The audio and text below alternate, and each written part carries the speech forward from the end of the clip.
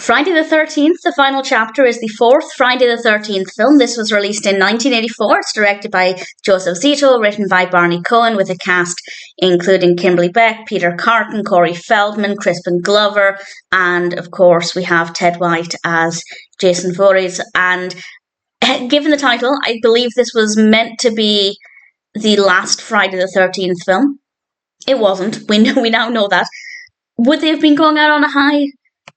It's not a bad film, but it just doesn't really seem to offer very much, because it's very similar to the previous three films, to the point where they're just telling the same story. It's not identical, of course. We have new characters, but I don't think it really has a lot to offer. It had a very strong beginning. The beginning was very strong, but then after that, it was very much the same old, with Jason Voorhees going after some young people near the campsite. And I won't say exactly what happens, but if you've seen the previous films, you can kind of guess at what is going to be happening here. We do have some positive aspects. The performances are good, the characters are fine, the music is very good, some of the jump scares are very effective. I will say the horror aspect seems to be a little stronger in this film in some places than it has been in the others. I still don't consider it to be a scary film. I don't really find slasher films to be that scary. There are some exceptions, but in general, it's not the kind of film that terrifies me. But I do think the horror aspects here are a little stronger. But there is also a lot of fluff in between. So we have a strong beginning, I'd say a strong final third.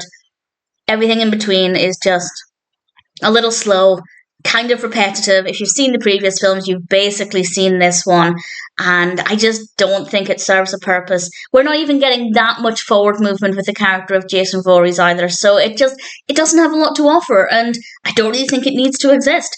That being said, it does exist. I did watch it. Judging it purely on its own, it's absolutely fine. As the fourth and potentially would have been final film, it's just a little weak, doesn't really offer anything, doesn't really need to exist. Do I recommend it? Yes, if you've liked the previous films. If you didn't like the previous films, then I would say absolutely not, because it's basically the same. Again, there are some differences, and as I said, I do think that the horror aspect, some of the more horror moments are maybe a little stronger, but still nothing terrifying, unless you particularly find slasher films to be very scary based on what works for you. It's not a great film, it's a fine film. The fourth in the series, it really doesn't have anything to offer. I don't know what the next one has in store. I will be watching it, of course. I haven't looked ahead, so I have absolutely no idea. And I'm keen to find out. There wasn't really a lot of time. I'm pretty sure the next one was released a year later. So, I don't know. I'm keen to find out. And for now, I can say that Friday the 13th, the final chapter, is a watchable film. If you liked the others, you'll probably like this, but it doesn't really have a lot to offer. It didn't really need to exist. I say that. Maybe something in this becomes significant in the next film. I don't know. So maybe, in hindsight, I might say it serves a purpose.